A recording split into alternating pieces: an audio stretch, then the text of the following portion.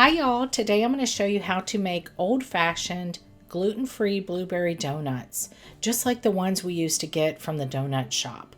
They were always a favorite of mine because of their crispy, craggy crust and of course for the blueberry flavor that's so prominent.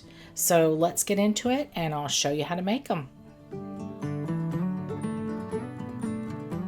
I'll start by whisking together the dry ingredients, and that includes 3 cups or 420 grams of Kim's gluten-free all-purpose flour blend, 4 teaspoons or 16 grams of baking powder, a teaspoon each of kosher salt and cinnamon, and a half a teaspoon of ground nutmeg. And I'll just give these a whisk, and then we'll set this aside. Now for the wet ingredients, I'm using a larger bowl because this is where we're going to end up.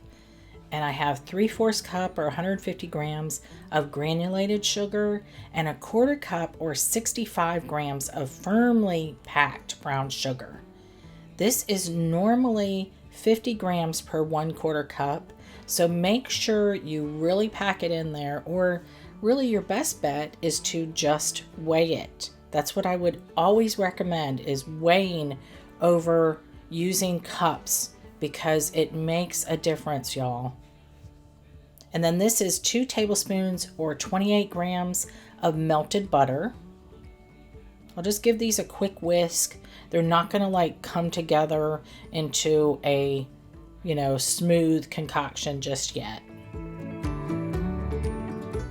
And now I'm going to add in 1 egg that is at room temperature, plus 2 large egg yolks, and those are also at room temperature. Very important. Now we can get the smooth texture going. And then I'll add 2 teaspoons or so of my vanilla bean paste, or you can use vanilla extract. We're going to hold a little bit of this back for the glaze. And then 2 cups or 480 grams of sour cream. You can substitute with Greek yogurt. Just make sure you get the full fat of whatever you're using, Greek yogurt or sour cream. It needs to be full fat. You will not get the same consistency. And I'll just whisk that in.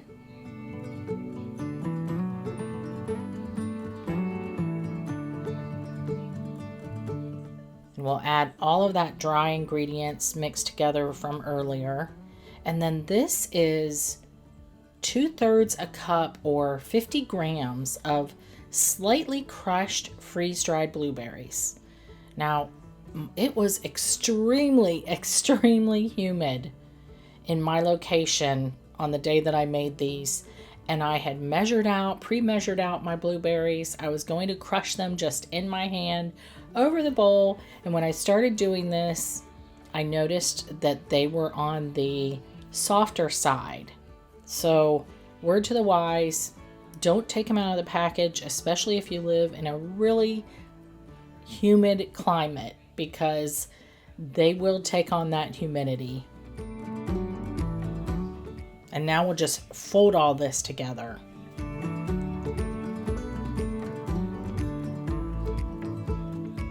And it's a really sticky dough, y'all. So we really need to refrigerate this for at least 2 hours. So I'll see you back here in 2 hours. Okay, it's been 2 hours, y'all, on a very well gluten-free floured surface. Add the dough. This is still a sticky dough, even though it's been in the fridge for 2 hours. It's just the nature. You don't want a real thick dough, because then your donuts will come out dense and not as soft and fluffy on the inside. Add as much flour as you need to on top as well to keep it from sticking. And I'll just roll this out into a rough rectangle-ish. Should be about a 1/2 inch thick. This is the donut cutter I have. I'll leave a link for this one. If you don't have one, that's okay. You can use like a 3-inch round cutter and then a 1-inch round cutter for the hole in the middle. And you will need to dip this each time into extra flour to keep it from sticking. And then I'm placing these onto parchment squares that I cut out earlier that are on my baking sheet. It's nice to have the parchment square just in case, because you can slide the donut, parchment and all, right into the oil and then just remove the parchment after it's sat for a few seconds. I'm going to heat my oil to 360 Fahrenheit, and while that's heating up, we'll go ahead and make the glaze. This is 3 3/4 cups or 450 grams of powdered sugar. I'll add a pinch of salt to that, about 1/8 of a teaspoon, and then a 1/2 cup or 120 grams of milk, a 1/2 cup or 113 grams of melted butter, and then the rest of my vanilla bean paste, which is roughly 2 teaspoons. You can substitute with vanilla extract. And then just whisk this all up. And we want this ready so as soon as the donuts come out of the fryer, we can go ahead and dip them right in that glaze. So my oil is at 360 now. I'm going to carefully drop the donuts into the hot oil. I'm only going to fry about 4 at a time, and the temperature should then drop to about 350. You want it to remain about 350 and hover there. So if you need to adjust the heat as necessary, do so. You know, if it starts dropping below that, turn up the heat. If it's going too high, turn down the heat. And I'm using avocado oil shortening, y'all. Solid shortening. I've seen it at Target. I've seen it at Kroger, Harris Teeter. I got mine from Whole Foods, and I'm using this because most of the big chain donut shops, they use solid shortening as their frying fat of choice because it's solid at room temperature, and therefore it makes the best like crispy crust. And I'm not a fan anymore of using like Crisco vegetable shortening, so just trying to switch a lot of my stuff to avocado oil. So this was my compromise. But use any neutral oil you'd like. I'll fry these for 2 minutes on the first side, and I always set a timer just so time doesn't get away from me. And if you can see, the craggy, crunchy bits are starting to form on the top.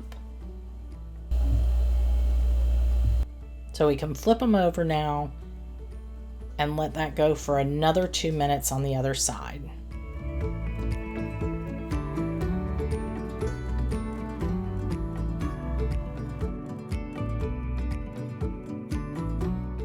I'll remove these using my little spider gadget here to a wire rack that I set over a baking sheet. They smell so blueberry-y. If that's a word. It's not a word. I just made it up. And then immediately dip them in the glaze while they're still piping hot. I love using a chopstick, just one chopstick for this purpose, because then you don't get it all over your hands. And the chopstick does really well with that hole in the center.